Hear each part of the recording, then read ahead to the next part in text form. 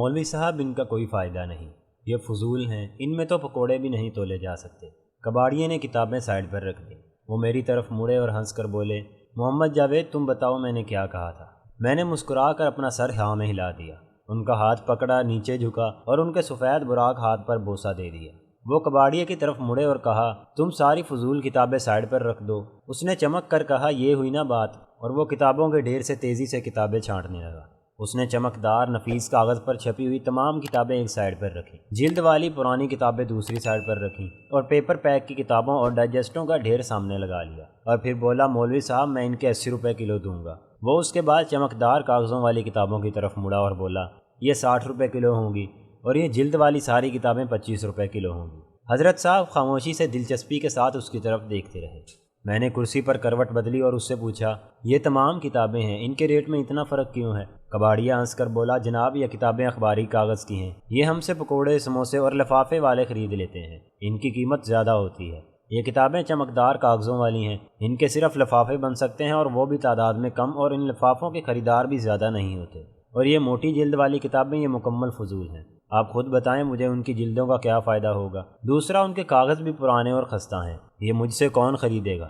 وہ خاموش ہو گیا۔ کباڑیے کی بات ختم ہو گئی تو حضرت صاحب نے میری طرف دیکھا اور فرمایا، محمد جاوید آپ اب جلد والی کتابیں اٹھا کر دیکھو، یہ کون کون سی ہیں؟ میں نے پہلی کتاب اٹھائی، یہ امام غزالی رحمہ اللہ کی تحافۃ الفلاسفہ تھی، اور یہ 1706 میں ایران کے کسی قدیم پریس میں چھپی تھی، اور یہ ہر لحاظ سے نادر اور قیمتی تھی۔ دوسری کتاب بو علی سینا کی کتاب الشفا کا قلمی نسخہ تھا، یہ سونے کے پانی سے تحریر کیا گیا تھا۔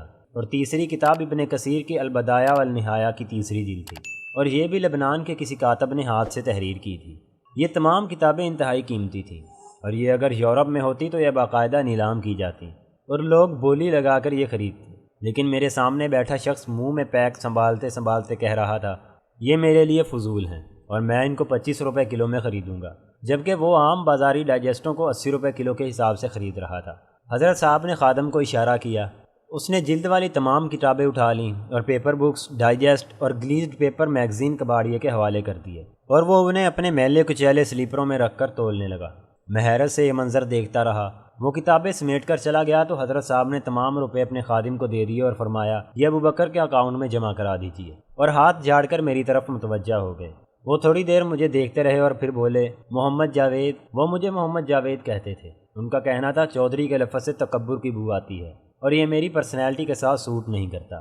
آپ نے پوچھا، ہمارے ملک میں جمہوریت کیوں نہیں چل پاتی؟ میں نے یہ سارا کھیل آپ کو ایک چھوٹا سا نکتہ سمجھانے کے لیے کھیلا تھا۔ یہ یاد رکھیں، آپ کے سامنے اگر کباڑیا بیٹھا ہو تو پھر آپ کی کتابوں، آپ کے لفظوں کی ویلیو 25 روپے کلو سے زیادہ نہیں ہو سکتی، آپ پھر تول کر بیچے جائیں گے۔ وہ رکے اور بولے، آپ بتائیں علماء کی نظر میں امام غزالی رحمہ اللہ کی تحافۃ الفلاسفہ اور ابن کثیر کی البدایہ والنہایہ کی کیا حیثیت ہے؟ اور یہ کتاب؟ وہ رکے اور بو علی سینا کی کتاب الشفا اٹھا کر بولے، یہ سونے میں لکھی ہوئی ہے، دنیا میں ایسی چند کتابیں ہوں گی اور ان کی کیا ویلیو ہے؟ میں نے عرض کیا، یہ ذہنوں کو بدلنے والی کتابیں ہیں۔ امام غزالی رحمہ اللہ نے دنیا میں بجٹ کا تصور دیا تھا۔ ان کا کہنا تھا، فرد ہو، خاندان ہو یا پھر ریاست، یہ اس وقت تک ترقی نہیں کرتی جب تک یہ بجٹ نہ بنا لے، یہ اپنے وسائل، آمدنی اور اخراجات میں توازن قائم نہ کر لے۔ اور دوسرا، امام غزالی رحمہ اللہ نے علم کو دین اور دنیا 2 حصوں میں تقسیم کیا تھا۔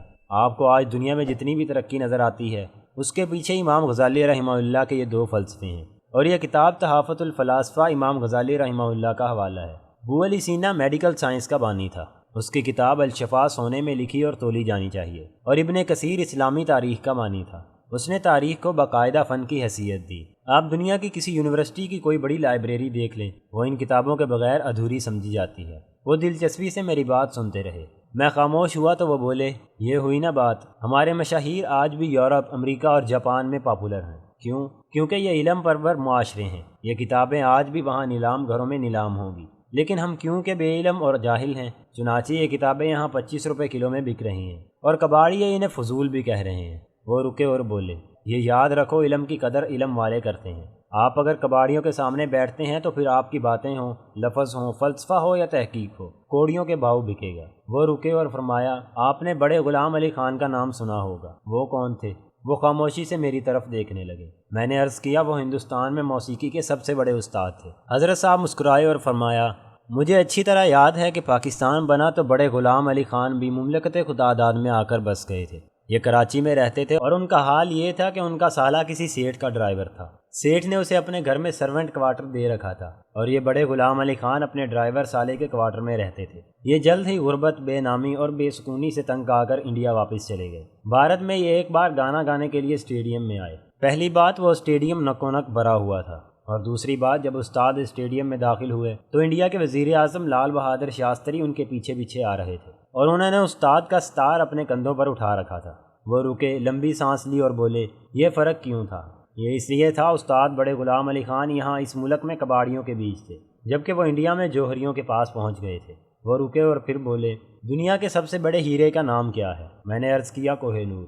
وہ مسکرائے اور بولے، یس یو آر رائٹ، لیکن آپ جانتے ہیں یہ ہیرا کہاں سے نکلا تھا اور اس کے ساتھ کیا ہوا تھا؟ میں نے عرض کیا، یہ شاید گول کھنڈ کی کانوں سے نکلا تھا۔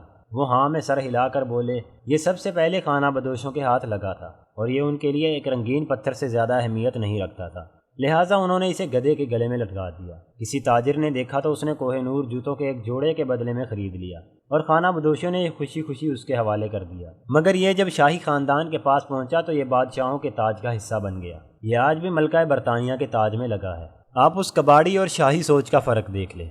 وہ رکے اور لمبی سانس لے کر فرمایا، ہمارا معاشرہ بدقسمتی سے کباڑیوں کا معاشرہ ہے، لہٰذا فکر ہو، سوچ ہو، علم ہو یا پھر سسٹم ہو، ہماری نظر میں ان کی ویلیو 25 روپے کلو سے زیادہ نہیں ہے۔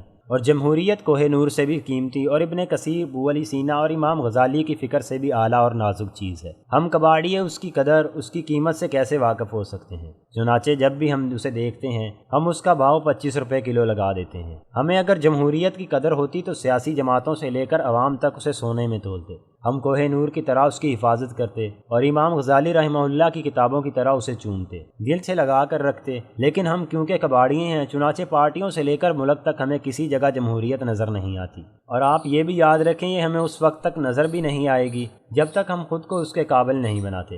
موسیقی ہو، علم ہو، کوہ نور جیسے ہیرے ہوں یا پھر جمہوریت ہو، یہ کبھی کباڑیوں کے ظرف میں نہیں سماتی۔ قوموں کو خود کو پہلے ان کے قابل بنانا پڑتا ہے، اور ہم ابھی قابلیت اور اہلیت سے کوسوں دور ہیں۔ ہم ابھی جمہوریت کی جیم تک بھی نہیں پہنچے۔